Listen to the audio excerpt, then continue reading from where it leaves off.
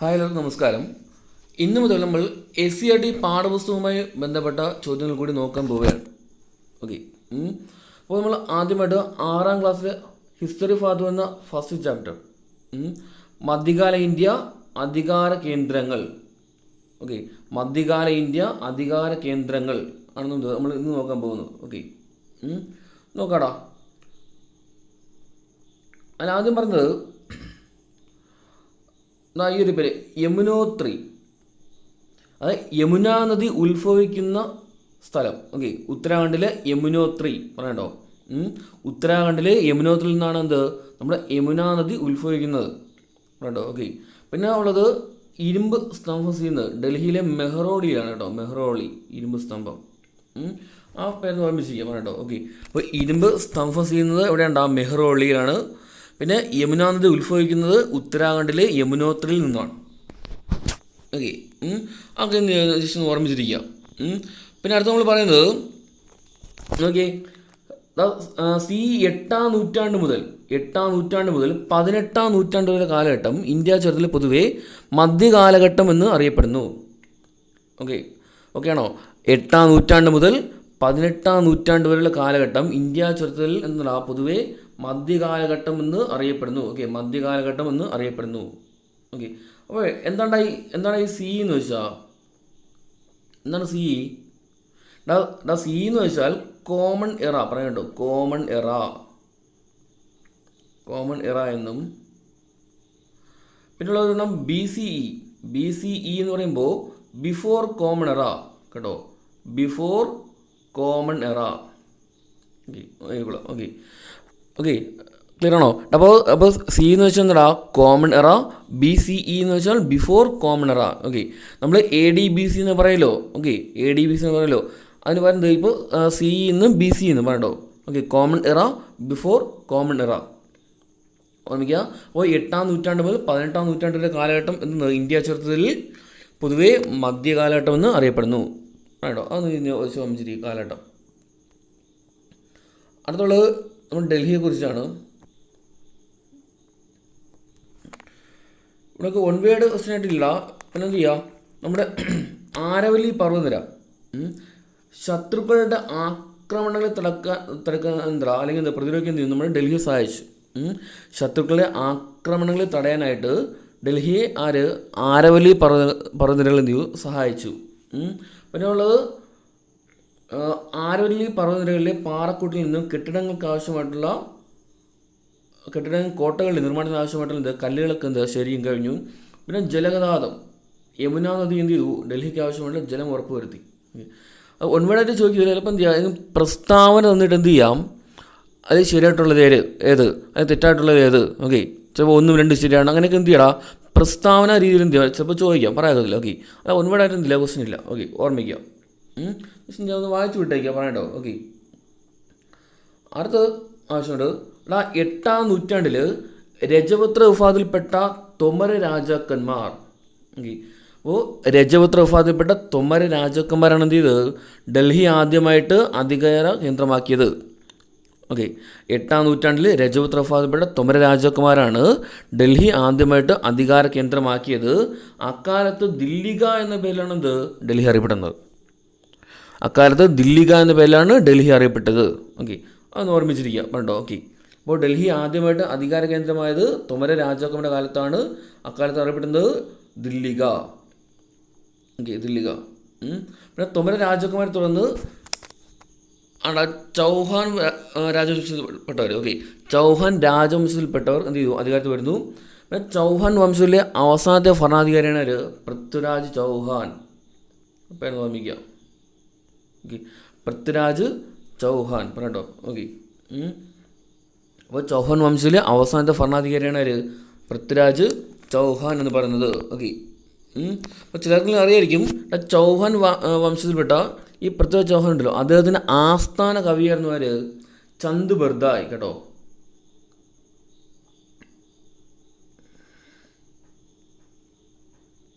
Chand ബർദായ്. Okay, Prithviraj ചൗഹാൻ്റെ ആസ്ഥാന കവിയായിരുന്നു ചന്ദ് ബർദായ്. ഒന്ന് ഓർമ്മിച്ചിരിക്കുക. പിന്നെ ചന്ദ് ബർദായ് അദ്ദേഹത്തിൻ്റെ കൃതിയുണ്ട് പൃഥ്വിരാജ് റാസോ കേട്ടോ. പൃഥ്വിരാജ് റാസോ ഓക്കെ, പൃഥ്വിരാജ് റാസോ. ഓക്കെ, അതൊന്ന് ഓർമ്മിച്ചിരിക്കുക പേരൊന്ന്. ഓക്കെ, അങ്ങനെ ഈ പൃഥ്വിരാജ് ചൗഹാൻ ആര്? നമ്മുടെ മുഹമ്മദ് ഗോറി അല്ലെങ്കിൽ ഘോറിലെ മുഹമ്മദ് എന്ത് ചെയ്യുന്നു? യുദ്ധത്തിൽ കീഴടക്കുന്നു. അത് രണ്ടാം തറയിൻ യുദ്ധത്തിലാണ് ഇത് കീഴടക്കുന്നത്. പറയണ്ടോ, 1191 ഒന്നാം തറയിൻ യുദ്ധം നടക്കുന്നു പൃഥ്വിരാജ് ചൗഹാനും മുഹമ്മദ് ഗോറിയും തമ്മിൽ. ഓക്കെ, അതിലാര് ജയിക്കുന്നു? പൃഥ്വിരാജ് ചൗഹാൻ ജയിക്കുന്നു. ഓക്കെ, തൊട്ടടുത്ത വർഷം 1192 എന്ത് ചെയ്തു? വീണ്ടും രണ്ടാം തറയിൻ യുദ്ധം നടക്കുന്നു. അതിലെന്ത് ചെയ്തുടായി? പൃഥ്വിരാജ് ചൗഹാന് എന്ത് ചെയ്തു? മുഹമ്മദ് ഗോറി പരാജയപ്പെടുത്തി. ഓക്കെ, ഇതേ തുടർന്ന് എന്ത് ചെയ്യും? ഈ മുഹമ്മദ് ഗോറിയുടെ പടത്തലന് അല്ലെങ്കിൽ എന്താ പറയുക അടിമ ആയിരുന്ന നമ്മുടെ കുത്ബുദ്ദീൻ ഐബക്ക് എന്ത് ചെയ്യും? 1206 ഡൽഹിയിൽ അധികാരത്തിൽ വരുന്നു. ഓക്കെ, മുഹമ്മദ് ഗോറിയുടെ അടിമ അല്ലെങ്കിൽ സൈന്യാധിപനായിരുന്ന കുത്ബുദ്ദീൻ ഐബക്ക് എന്ത് ചെയ്തു? 1206 ഡൽഹിയിൽ അധികാരത്തിൽ വരുന്നു. പുതിയൊരു ഭരണ രീതി എന്താ പറയുക രാജവംശം തന്നെ എന്ത് ചെയ്യുക അവിടെ എന്ത് ചെയ്യുന്നു? ഉദയം കൊള്ളുന്നു. ഓക്കെ, അല്ലെങ്കിൽ എന്ത് സുൽത്താനേറ്റ് രാജവംശം എന്ത് ചെയ്യുന്നു? അവിടെ എന്ത് ചെയ്യുക? തുടക്കം കുറിക്കുകയാണ്. ഓക്കെ, 1206 തുടങ്ങി 1526 വരെ എന്ത് ചെയ്തു? അത് നീണ്ടു നിൽക്കുന്നു. ഓക്കെ, ഓരോ രാജവംശമായിട്ട്. ഓക്കെ, സുൽത്താൻ്റെ വംശം. അപ്പോൾ 1206 ഡൽഹി 1206 എന്ത് ചെയ്തു? നമ്മൾ ഡൽഹിയിൽ എന്ത് ചെയ്തു? നമ്മളെ കുത്ബുദ്ദീൻ ഐബക്ക് അടിമ വംശം അല്ലെങ്കിൽ മാംലൂക്ക് വംശം എന്ത് ചെയ്യുന്നു? സ്ഥാപിക്കുന്നു. പറയണ്ടോ, അടിമ വംശം അഥവാ മാംലൂക്ക് വംശം എന്ത് ചെയ്യുന്നു? സ്ഥാപിക്കുന്നു. ഓക്കെ, തുടർന്ന് ഖിൽജി വംശം, പിന്നെ തുഗ്ലക്ക്, പിന്നെ സെയ്ദ്, പിന്നെ ലോധി. ഓക്കെ, ആ ഓർഡർ ഓർമ്മിച്ചിരിക്കുക. പറയണ്ടോ, ആ ഓർഡർ ഓർമ്മിച്ചിരിക്കുക. അടിമ വംശം അല്ലെങ്കിൽ മാംലൂക്ക് വംശം, പിന്നെ ഖിൽജി വംശം, തുഗ്ലക് വംശം, സെയ്ദ് വംശം, ലോധി വംശം. ഓക്കെ, ആ കോഡ് ഓർമ്മിക്കണം. കാരണം എന്തോ കഴിഞ്ഞ 2017 മലപ്പുറം ട്രിവാൻഡ്രം LDയിൽ ചോദിച്ചൊരു ക്വസ്റ്റ്യൻ ഇത് തന്നിട്ട് ഒന്ന് ഓർഡറിലാക്കാൻ ചോദിച്ചു. പറയണ്ടോ. ഓക്കെ, അപ്പോൾ അടിവംശം, ഖിൽജി വംശം, തുഗ്ലക്ക്, സെയ്ദ്, ലോധി. അറിഞ്ഞിടത്തൊക്കെ എന്ത് ചെയ്യടാ? അഗിദു സലോ എന്നാണ് ചെയ്യണോ. ഓക്കെ, അഗിദു സലോ എന്നൊന്ന് ചോദിക്കാം. അടിവംശം, ഖിൽജി വംശം, തുഗ്ലക്ക്, സെയ്ദ്, ലോധി. വേണ്ടോ, അടിവംശം, ഖിൽജി വംശം, സെയ്ദ് വംശം, ലോധി വംശം. ഓക്കെ, അതിൽ ആദ്യത്തെ 3 ഇമ്പോർട്ടൻ്റ് ആണ്, ഓർമ്മിച്ചിരിക്കുക. വേണ്ടോ. ഓക്കെ, അപ്പോൾ അടിവംശത്തിൽ ഒന്നും വേണ്ട. അടിവംശത്തിൽ സ്ഥാപിച്ച കുത്ബുദ്ദീൻ ഐബക്കാണ് പറഞ്ഞല്ലോ. ഓക്കെ, അദ്ദേഹം ലാഗ്ബാഷ് എന്നറിയപ്പെട്ട വ്യക്തിയാണ് ആര്? ലാഗ്ബാഷ് എന്നറിയപ്പെട്ട വ്യക്തിയാണ് ആര്? കുത്ബുദ്ദീൻ ഐബക്ക്.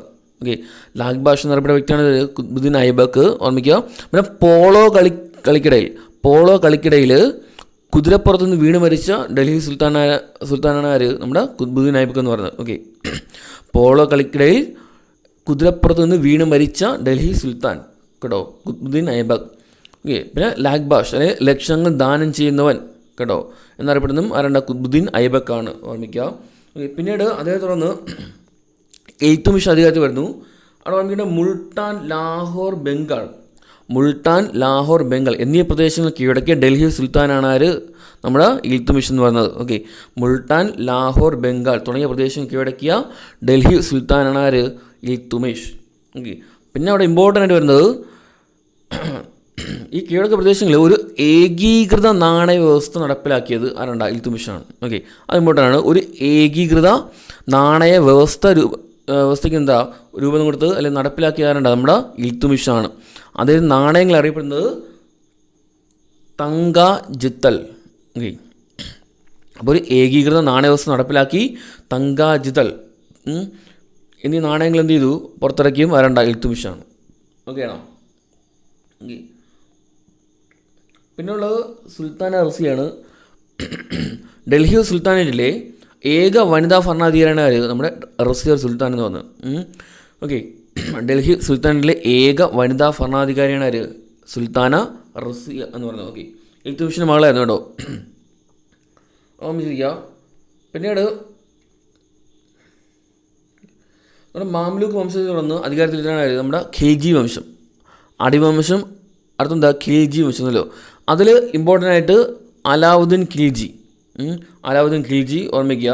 ഓക്കെ, തെക്കേ ഇന്ത്യയും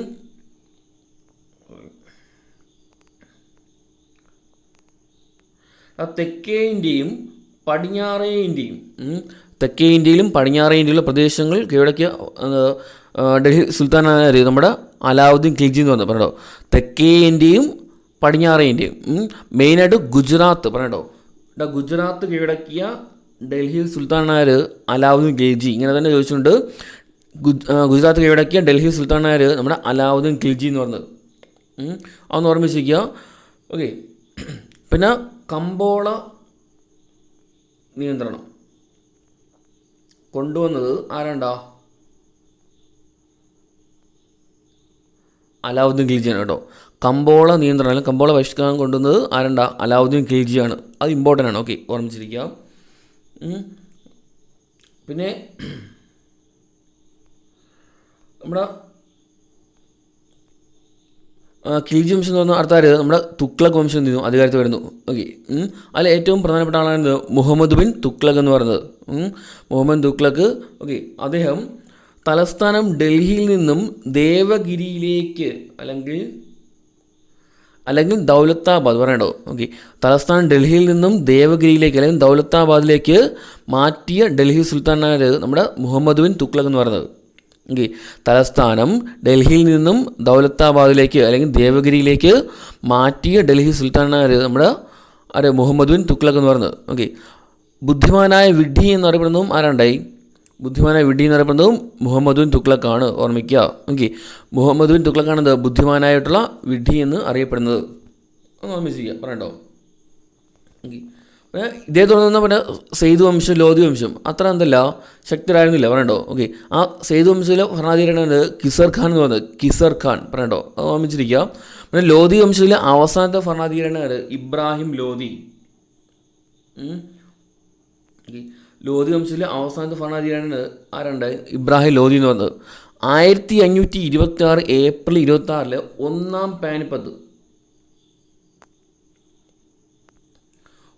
പാനിപ്പത്ത് യുദ്ധത്തിൽ ഇബ്രാഹിം ലോധിയെ പരാജയപ്പെടുത്തിക്കൊണ്ട് ബാബർ എന്ത് ചെയ്യുന്നു കടന്നു വരുന്നു. ഓക്കെ, ബാബർ എന്താ ഇന്ത്യയിൽ സുൽത്താനറ്റ് ഭരണം അവസാനിപ്പിച്ചുകൊണ്ട് മുഗൾ സാമ്രാജ്യം എന്ത് ചെയ്യുന്നു സ്ഥാപിക്കുന്നു. ഓക്കെ, മുഗൾ സാമ്രാജ്യം സ്ഥാപിക്കുന്നു പറയട്ടോ. ഓക്കെ, അപ്പോൾ ഒന്നാം പാനിപ്പത്ത് യുദ്ധത്തിൽ എന്ത് ചെയ്തു? ബാബർ ഇബ്രാഹിം ലോധി എന്ത് ചെയ്തു? പരാജയപ്പെടുത്തി. ഓർമ്മിക്കുക. പിന്നെ പീരങ്കിയും വെടിമരുന്നും ഇതിൽ ഉപയോഗിച്ച വ്യക്തിയാണ് ആര്? ബാബർ എന്ന് പറയുന്നത്. ഓർമ്മിക്കുക, ഇമ്പോർട്ടൻ്റ് ആണ്. പീരങ്കിയും വെടിമരുന്നും ഇതിൽ ഉപയോഗിച്ച ഭരണാധികാരിയാണ് ആര്? നമ്മുടെ ബാബർ എന്ന് പറയുന്നത് പറയട്ടോ. ഓക്കെ, എന്നാൽ റോക്കറ്റ് ഉപയോഗിച്ചു. റോക്കറ്റ് അത് ടിപ്പു ആണ് കേട്ടോ.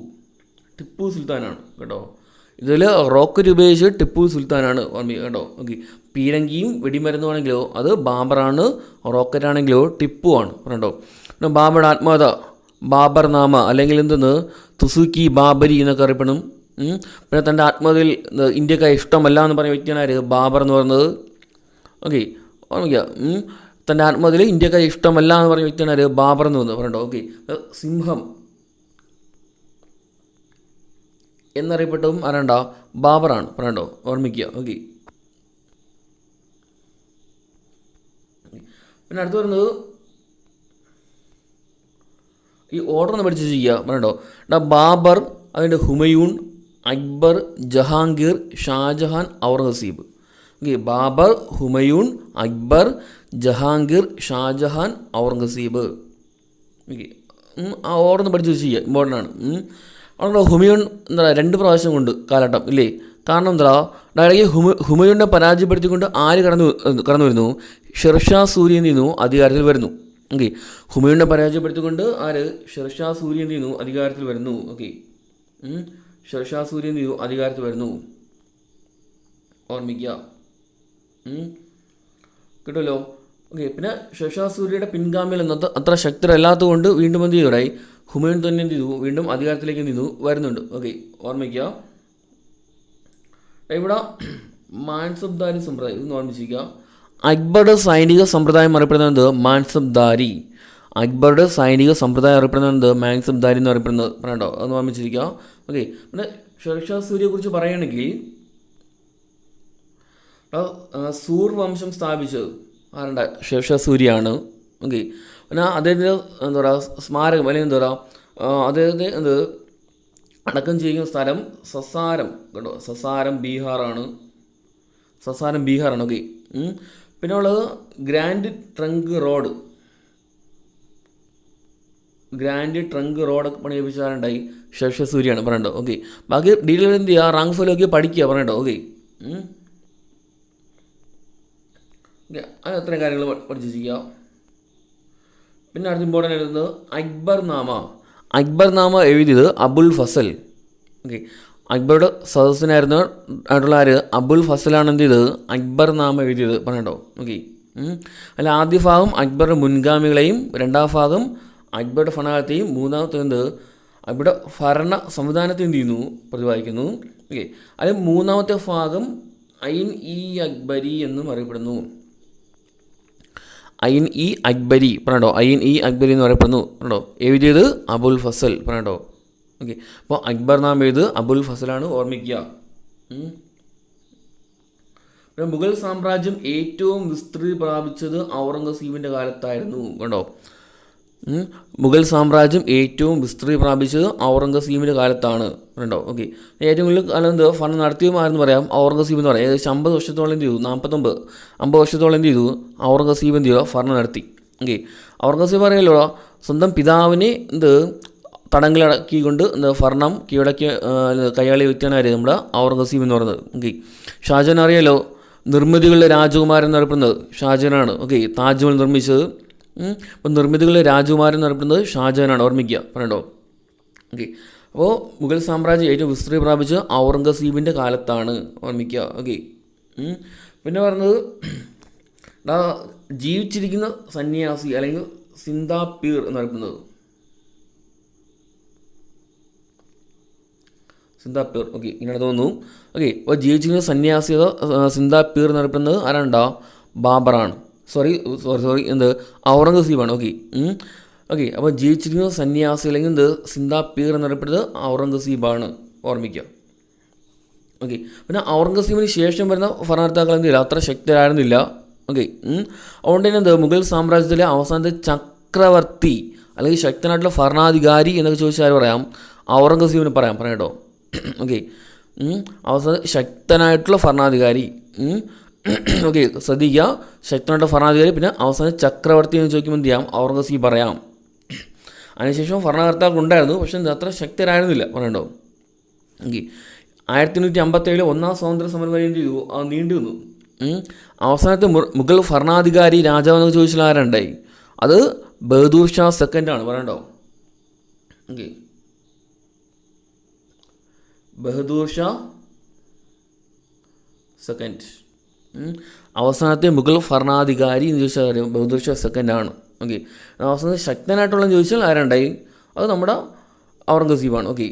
ചക്രവർത്തിയും ചോദിച്ചാലും ഔറംഗസീബ് പറഞ്ഞാൽ മതി. ഓക്കെ. അപ്പോൾ 1857 വരെ എന്ത് ചെയ്തു, മുഗൾ സാമ്രാജ്യം അല്ലെങ്കിൽ മുഗൾ രാജവംശം എന്ത് ചെയ്തു, നിലനിന്നിരുന്നു. ഓക്കെ. പിന്നെ അദ്ദേഹത്തെ എന്താ റങ്കൂണിലോട്ടൊക്കെ എന്ത് ചെയ്തു, നാട് കടത്തി. അവിടെ വെച്ച് എന്ത് ചെയ്തു, അദ്ദേഹം മരണപ്പെടുന്നു. ഓക്കെ.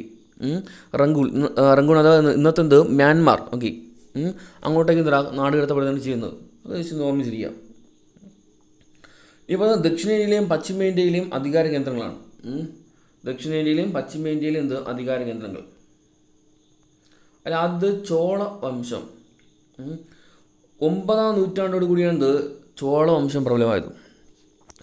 9ാം നൂറ്റാണ്ടോടെ എന്ത് ചെയ്തു, ചോളവംശം പ്രബലമായിട്ട് മാറി. അതിലെന്ത് രാജരാജ ചോളനും രാജേന്ദ്ര ചോളനും ഓക്കെ ചോളവംശത്തിൽ പെടുന്നതാണ്, ഓർമ്മിക്കുക. അത് ഏറ്റവും ഓർമ്മിക്കേണ്ടത് ശക്തമായിട്ടുള്ള നാവിക സേന ഉണ്ടായിരുന്ന രാജവംശമാണ് ചോളന്മാരുടെ എന്ന് പറഞ്ഞോ. ശക്തമായിട്ടുള്ള നാവിക സേന ഉണ്ടായിരുന്നത്. അതുകൊണ്ട് തന്നെ മലേഷ്യ ഇന്തോനേഷ്യ എന്നീ ദ്വീപുകളിലേക്ക് എന്താ തങ്ങളുടെ അധികാര ശക്തി വ്യാപിച്ചിരുന്ന രാജവംശമാണ് ചോളന്മാരെന്ന് പറഞ്ഞത്. ഓക്കെ. അവിടെയും ഭരണം നടത്തിയിരുന്നു പറയണ്ടോ, മലേഷ്യ ഇന്തോനേഷ്യ. ഓക്കെ. അപ്പോൾ ശക്തമായിട്ട് നാവിക സേന ഉണ്ടായിരുന്ന ഭരണമാണ് നമ്മുടെ ചോളന്മാരുടെ എന്ന് പറഞ്ഞത്. ഓക്കെ. ഓർമ്മിക്കുക. അത് വിജയനഗരമാണ്. ഓക്കെ. വിജയനഗരം സന്ദർശിച്ച ഒരു പേർഷ്യൻ സഞ്ചാരിയാണ് ഒരു അബ്ദുൾ റസാഖ് എന്ന് പറയുന്നത് കേട്ടോ. വിജയനഗരം സന്ദർശിച്ച ഒരു പേർഷ്യൻ സഞ്ചാരിയാണ് ഒരു അബ്ദുൾ റസാഖ് എന്ന് പറയുന്നത്.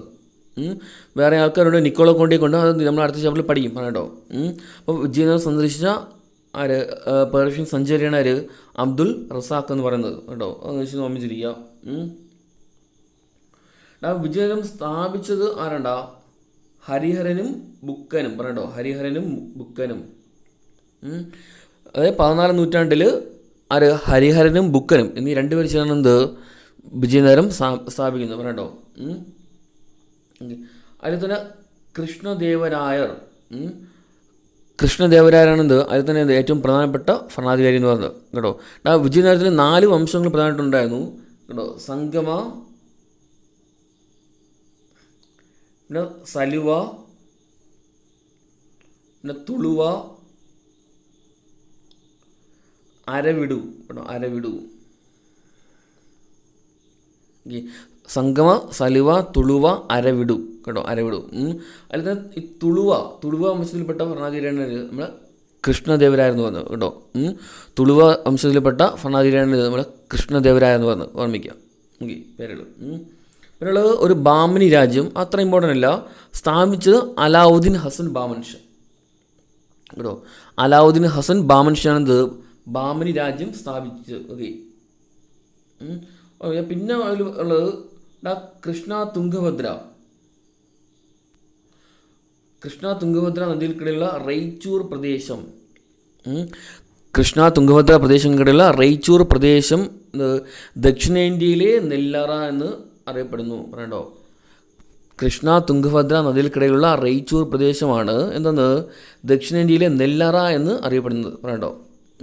അതെന്ത് ഓർമ്മിച്ചിരിക്കുക. ഉള്ള മറാത്ത രാജവംശമാണ്. ഓക്കെ. ഏകദേശം 17ാം നൂറ്റാണ്ടിലാണ് എന്തായി അവർ ശക്തരായിട്ട് മാറിയത്. ഓക്കെ, 17ാം നൂറ്റാണ്ടിൽ. ഓക്കെ, ഒരു പറയാൻ അത്ര ഇമ്പോർട്ടൻ്റ് ഇല്ല. ഇമ്പോർട്ടൻ്റ് ഉള്ളത് മറാത്ത രാജ്യത്തിലെ പ്രധാനപ്പെട്ട ഭരണാധികാരിയായിരുന്നു ആര് ശിവജി എന്ന് പറഞ്ഞു കേട്ടോ. ശിവജി എന്നത് അതിൽപ്പെട്ട പ്രധാനപ്പെട്ട ഭരണാധികാരി. ഛത്രപതി എന്ന സ്ഥാനപ്പേര് സ്വീകരിച്ച വ്യക്തിയാണ് ആര് ശിവജി എന്ന് പറഞ്ഞത് പറഞ്ഞോ. ഛത്രപതി ശിവജി എന്നത് അദ്ദേഹം അറിയപ്പെടുന്നത്. ഓക്കെ. പിന്നെ അവിടെ ആസ്ഥാനം പൂനെ ആയിരുന്നു കേട്ടോ. പൂനെ. ഓക്കെ, ശിവജിയുടെ ആസ്ഥാനം പൂനെയാണ്. പിന്നെ അദ്ദേഹത്തിൻ്റെ വാള് ചോദിച്ചിട്ടുണ്ട്. വാളിൻ്റെ പേര് ഭവാനി കേട്ടോ. ഭവാനി, ശിവജിയുടെ വാൾ കേട്ടോ. വാൾ. ഇപ്പം മറാത്ത രാജ്യത്തിലെ പ്രധാനപ്പെട്ട ഭരണാധികാരിയാണ് ശിവജി എന്ന് പറയുന്നത്. ഛത്രപതി എന്ന സ്ഥാനപ്പേര് സ്വീകരിച്ച വ്യക്തിയാണ് ശിവജി എന്ന് പറയുന്നത്. ഓക്കെ. പിന്നെ മറാത്ത രാജ്യത്തിൻ്റെ ആസ്ഥാനം എന്ന് പറയുന്നത് ഇവിടെ പൂനെ ആയിരുന്നു കേട്ടോ. പൂനെ. ഓക്കെ. അപ്പോൾ ഇത്രയും കാര്യങ്ങളാണ് ഒന്നാമത്തെ ചാപ്റ്ററിൽ വരുന്നത്. ഓക്കെ. അപ്പോൾ എന്ത് ചെയ്യുക, ഈ പറയുന്ന കാര്യങ്ങളൊക്കെ ദേശം നോട്ട് ചെയ്യാൻ ശ്രമിക്കുക, പഠിക്കുക പറയണ്ടോ. ഓക്കെ. അപ്പോൾ എന്ത് ചെയ്യാം, അടുത്തൊരു വീഡിയോ എന്ത് ചെയ്യുക, വീണ്ടും കാണാം. ഓക്കെ. അതുവരേക്കും എന്ത് ചെയ്യുക, പഠിക്കുക, നന്നായിട്ട് പഠിക്കുക. ഓക്കെ. വീണ്ടും കാണാം. ബൈ.